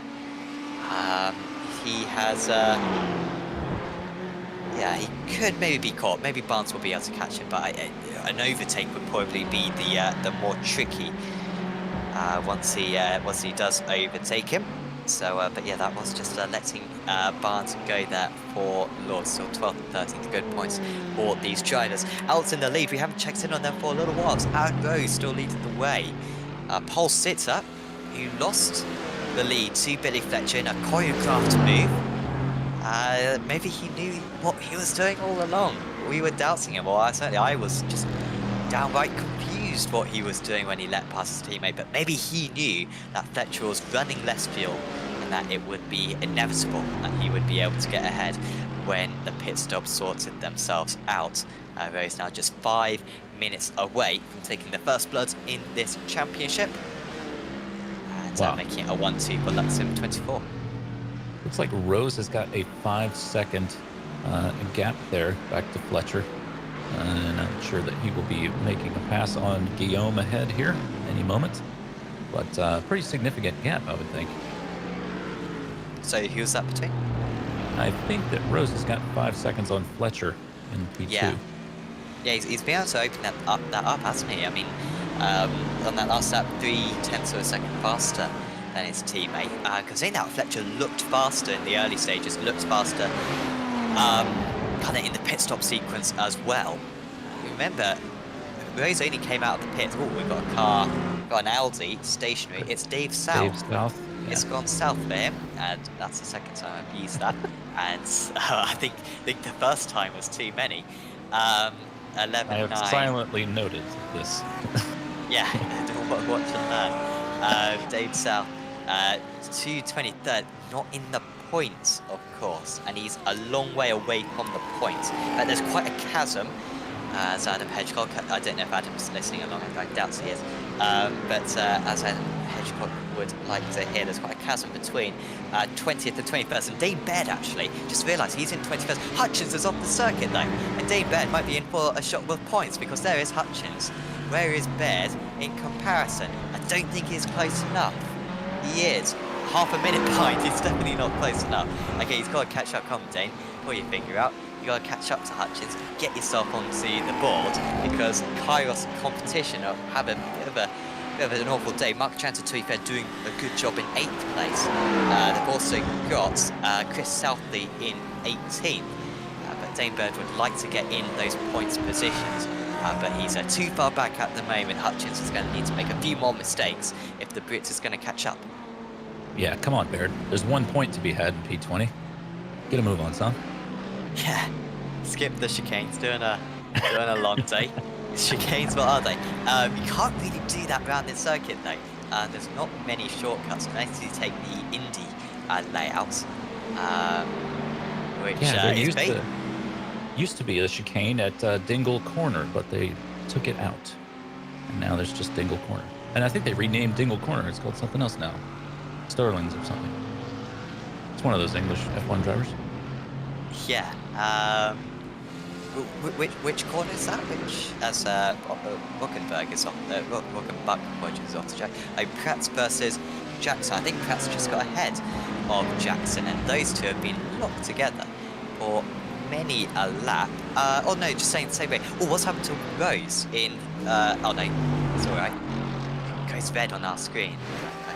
We're the worst, but he's all right. No one gets a drive-through penalty so far, I've just noticed. We've seen a lot of drivers dipping a wheel onto the grass, picking up 1Xs. Yeah, it seems like no one's reached that 17 instant limit. Yeah, Fletcher just picked up another 1. He's up to 10, but nowhere near 17 with the race winding down. So we're about to go through Dingle right now. It's the corner that we're going through right here. And there used to be a chicane there. I didn't know that. I mean, well, I'm glad there isn't one anymore. I guess they must have just extended the run up there, or the gravel track. But yeah, that's weird to think that there used to be a chicane there, absolutely. We're into the last lap, potentially. No, we've got one more lap to go after this. There is Dingle. in ninth place ahead of Furtz. So Furtz has caught up to him. He caught by half a second on that last lap. Christian Furtz was in line for fourth position. In hindsight, a third position with the issues that Lewis Rose has had, but he had the same issue as Lewis Rose. He picked up a penalty for his pit entry. Sinju, where is Sinju? Oh, he's on his roof. Oh, no. He's all over the place. Oh. And Nick Cabot, Sinju, he will try to get back going, but I don't think he'll be competitive to the end of the race. He's got, well, you know what, who's a lap down? Hutchins is a lap down. So as long as Sinju stays on the lead lap, he will finish in 19th place. But that is an awful car. What on earth has happened there? He must have got a big old hit from a car behind to flip in the air like that. Yeah, seems to be running all by himself here. What could have? I wonder if that car ahead had an issue. It did indeed. Yeah, it just got shoveled off the track. Unfortunate. Yeah, that was a lot of flips. And somehow that car's still drivable. And he's currently in 15th, is Sintry. His sector times aren't bad. They're not bad. What's this? He's just got past someone who's stationary on the edge of the circuit. Yeah, not sure who that is. Might be Frolic. But yeah, Sintry's still going. He's just done about 10 flips. Anyway, in the lead, it's Aaron Rose, who is going to take the race win. He slows down. Billy Fletcher will just make a choreographed finish here, and it is Luxim 24 who lock out the front two places and take race 1 of the season in the Finding Speed Tour. A really nice win for Rose and Fletcher, who dominated this race. Maybe they could have been challenged by others, but they made mistakes and they were a comfortable first and second in the end. Jack Knight will score a brilliant podium, up 4 places from his start. Any other battles going on? At the moment, we've got Dinkle and Furtz. Furtz trying to get past. That was a good run for Furtz, and he'll be within passing range here. Will he look to the inside, into the final corner? Oh, he's going to go for it. And will there be contact between the two of them? They just about avoid, and it's now a sprint to the line. Who is going to take home 8th place? Can Furtz make it? No, he can't. Dinkle holds on. Oh, how is there not contact between the two of them? Right at the end of the race, Dinkle with good defence there and finishes in a well-deserved 8th place. Barnes from the back of the grid gets up to 11 and wasn't far away from getting a few more places. Couldn't get past McIntosh in the end, but Barnes will still be pleased with that 11th position finish, and he has certainly organised a very good lead because that was a lot of fun out there. Wasn't quite the lead battle that we were hoping for. Of course, the Luxem guys kind of working together at various points in that race, Jim. But further down the order, the battling was absolutely sensational and really good quality driving as well. Absolutely. What a great race this was. I knew it was going to be a lot of fun, and it certainly was. We did see, a strong performance out of Rose and Fletcher there at the sharp end of the field, but, they didn't dance away with it. They had their pit strategy to contend with. Not to mention, all manner of cars and back markers flying left and right. So they certainly had to work for it. And what a great race it was. Yeah, we continue your final order then. Aaron Rose beat Billy Fletcher by quarters of a second. Not very representative. It was about 5 seconds before the final lap. But at least they get some good photo opportunities with their cars. Also, that absolutely infuriates me. I don't like Luxor anymore because they got the capitals all wrong. They got the Esports. The E is meant to be lowercase. The S is meant to be uppercase. Deary me, guys, come on, sort yourselves out. But in terms of driving, really good in terms of naming the team. Not so good. Jack Knight rounds out the podium. Good podium for a night. We didn't watch too much of him because he was by himself on the most part, but so good job. EJ Donal Lyons, again, 31 seconds off the lead, but great job from him. Kairos competition, top of their competitive lineup. Stein Van Nielsen finished in 5th place, and then it was Lewis Ward. Oh no, I've done it again. Lewis Rose, apologies. Deary me. Sorry, Lewis. Mark Trenter was in 7th. Then it was John Dinkle, Christian Furtz, Jim McIntosh rounding out the top 10. Russell Barnes up 24 places. Aaron Lord was up 11 places. So nice job from him. Nick Kabasindri finishes in 13th place. Then it was Callum Pratt, Matt Jackson, Chris Graham, Harry Weir, Chris Southey, Adam Groves, and Tom Hutchins. And that is your point scorers. The top 20 get points. Dane Baird misses out on the points. Bad luck.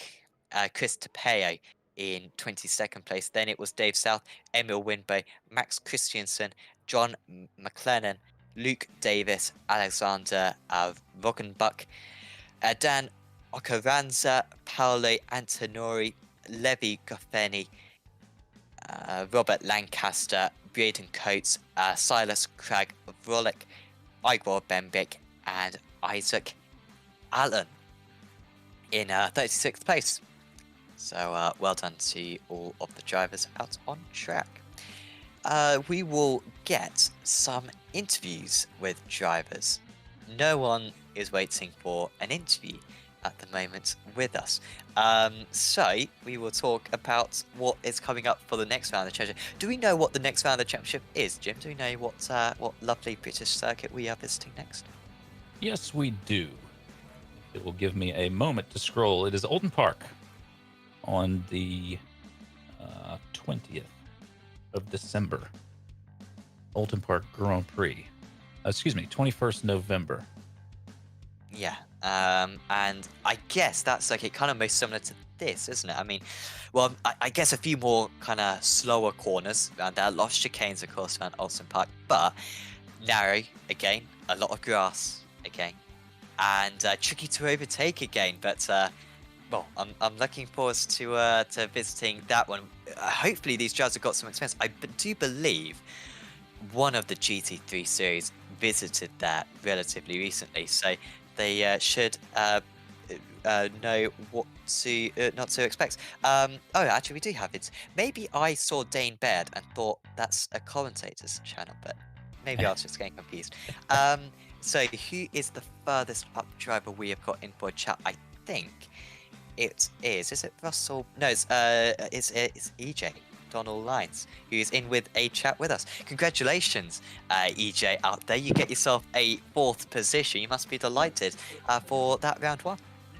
Yeah, ecstatic. I mean, just tried to, keep it clean all race, and to finish a race around Brands Hatch with only a couple incident points is a feat in itself. So kind of just let everybody else kind of wreck around me and managed to get a P4. So really excited. Yeah, you kept it down to 4. Well done. Yeah, no, exciting. Yeah, so pretty impressive to keep the car within the lines quite that much for the race. I mean, you started in 11th place.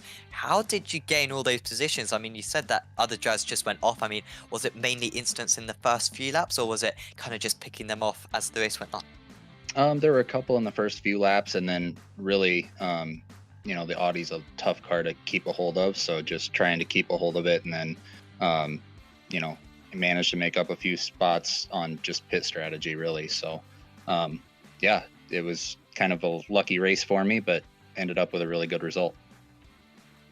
And not a great day for you for the Kairos competition. I mean, not a bad day. You had Mark doing a pretty good job, but Dane just missing out on the points.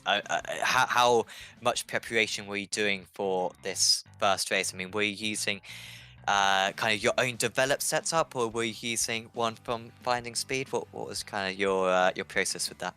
We actually took an Apex Racing setup and then modified their IMSA setup to kind of fit our driving styles, and we had really good pace. I mean, we had 4 of us that were within the top 13, I think, right off qualifying. But then Emil got taken out and Mark spun right away. So yeah, just unfortunate that those guys kind of got taken out. But yeah, just really ecstatic for my result, and we're gonna try and do better about just putting in the practice before the next round and make sure that we have four more good rounds as a team. Definitely. What's your aim for this championship? I mean, 4th in round 1. You're going to be a championship contender if you can keep on getting consistent results like that. Is that the goal, or are there other aims in this championship?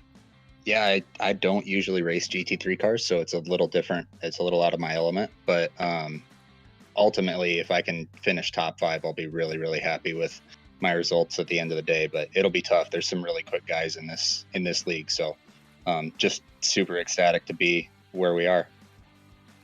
Definitely. Well, congratulations on your 4th place finish tonight, EJ. Is there anyone you'd like to give a shout out to?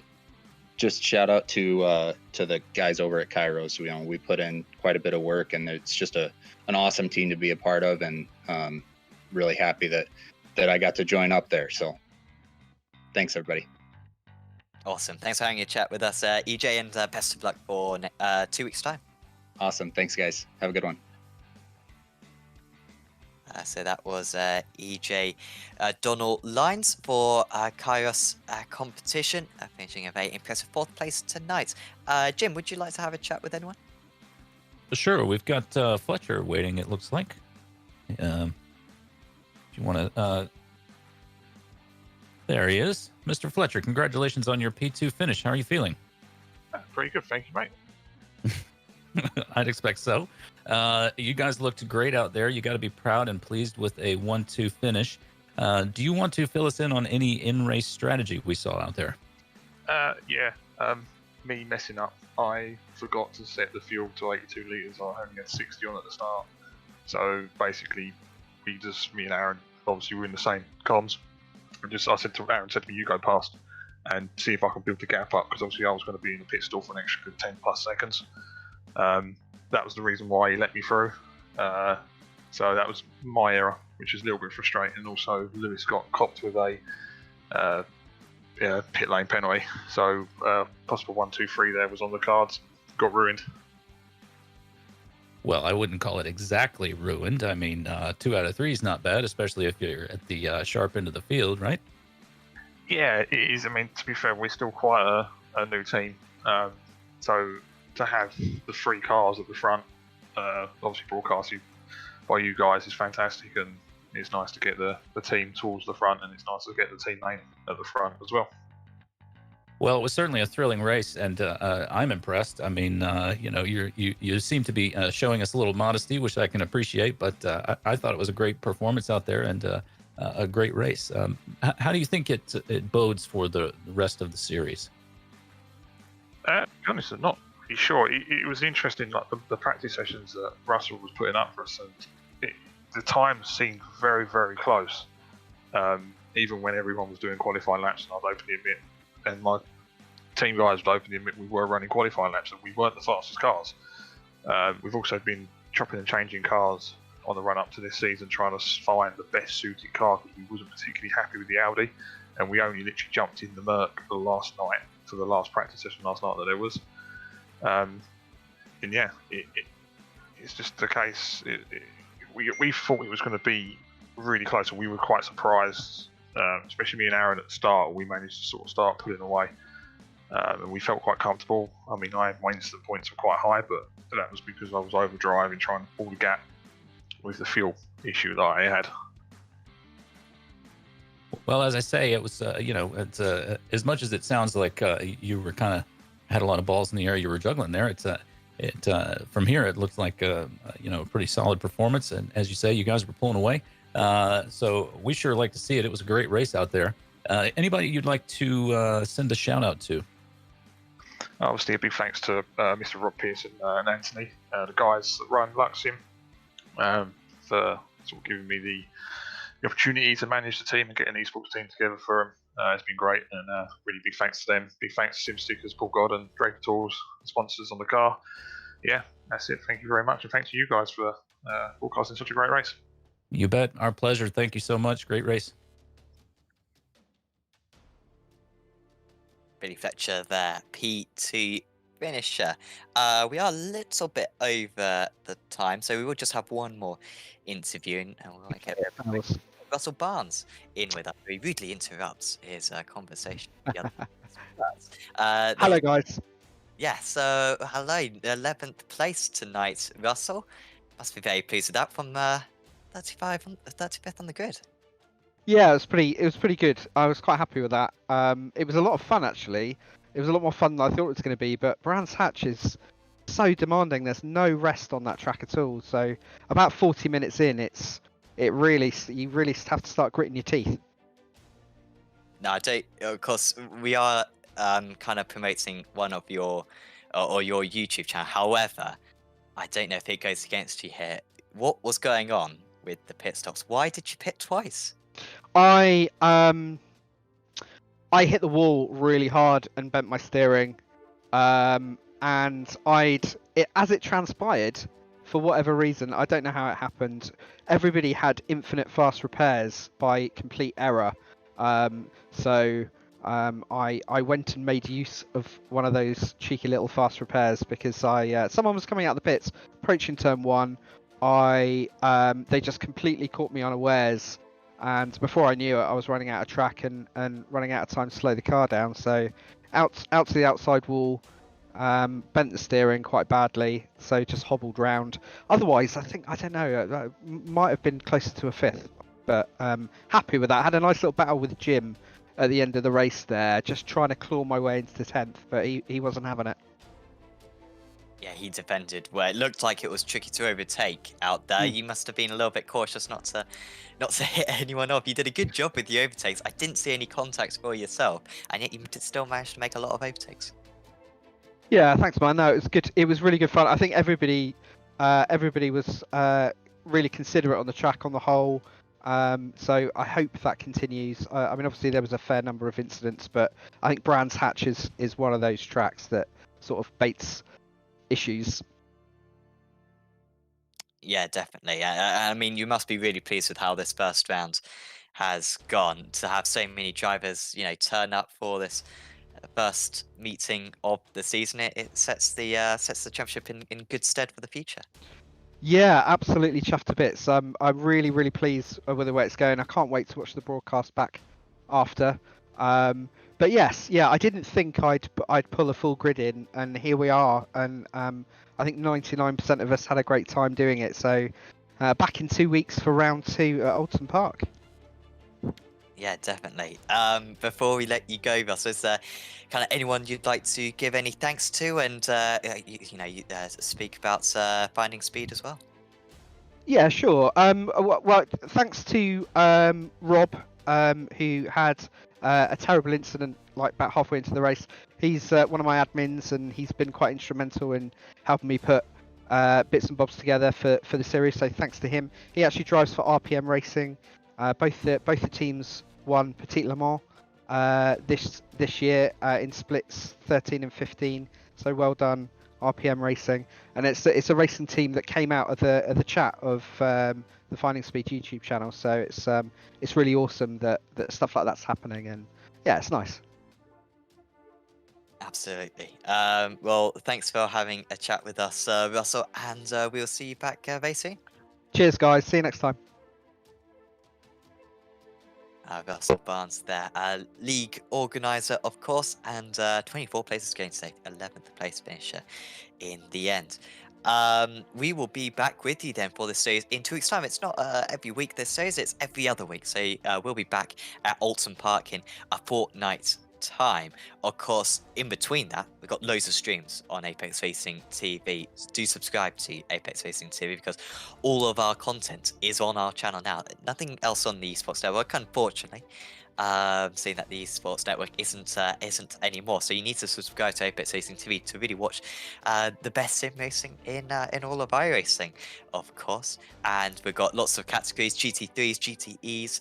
Of course, Formula 3 cars was on earlier on. You can catch the replay of that in the Apex Racing Academy VRS Formula 3 Super Series Season 2. But yeah, we've got prototypes as well, and absolutely everything on Apex Racing TV. So do give us a like on this video and a subscribe as well. And also, if you wouldn't mind, please check out our social media as well. A few race roundups and plenty of race articles as well for the championships that we cover. Go to Apex Racing TV on Facebook, Instagram, and Twitter for all of that. But thanks to Jim Hodgson, who's been in the commentary box with me, Sam Fitzpatrick, and also thanks to Sam Kume as well, operating the cameras. It's Aaron Rose and LuxSim24 who have taken the first race win of the season. We'll see you back at Alton Park in a fortnight's time. See you then.